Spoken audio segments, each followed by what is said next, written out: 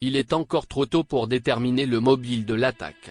Lundi, un militaire de 19 ans, un couteau à la main, a attaqué la gendarmerie de Dieuze, Moselle, faisant 2 blessés légers, un gendarme, toujours hospitalisé mardi mais dont les jours ne sont pas en danger, et lui-même.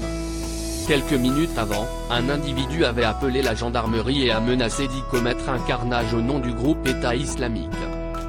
Un assaillant en période probatoire. Le procureur de la République de Metz, Christian Mercury, qui s'est rendu sur place, n'exclut pas la piste terroriste. Il a bien évidemment pris attache avec le parquet national antiterroriste de Paris-PNA, qui dira s'il se saisit ou pas de l'enquête. Toutefois, impossible pour le moment d'être formel, aucun lien n'a été établi entre le coup de fil et l'attaque. Une enquête pour tentative d'homicide sur agent de la force publique a été ouverte dans la foulée. Contacté par Libération, le procureur n'a pas donné suite à nos sollicitations pour le moment. Le profil de ce jeune militaire, Mathias R., se précise. La ministre des Armées, Françoise Parly, a confirmé sur Twitter qu'il avait rejoint l'armée début décembre et était en période probatoire et pas en service au moment de l'attaque. Originaire du Puy-de-Dôme, il réside au centre de formation initiale des militaires du rang, FIM, de Dieuze. Sa chambre et le domicile de ses parents auraient été perquisitionnés ce mardi, selon 20 minutes, mais les enquêteurs n'auraient rien trouvé permettant de soutenir la piste terroriste.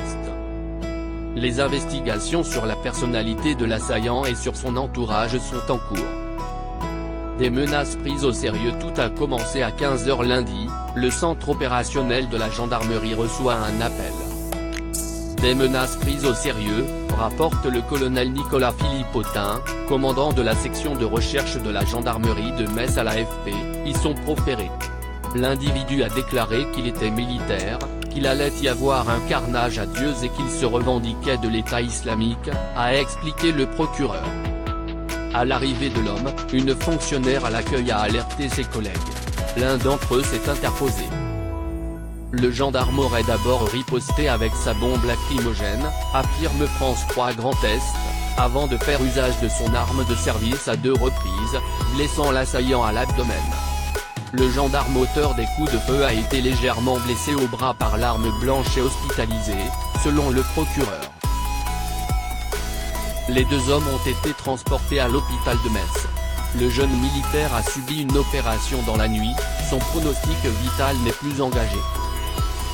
Dans un tweet, le ministre de l'Intérieur, Christophe Castaner, a salué le sang-froid, le professionnalisme et la réactivité des forces de la gendarmerie. Donia Ismail.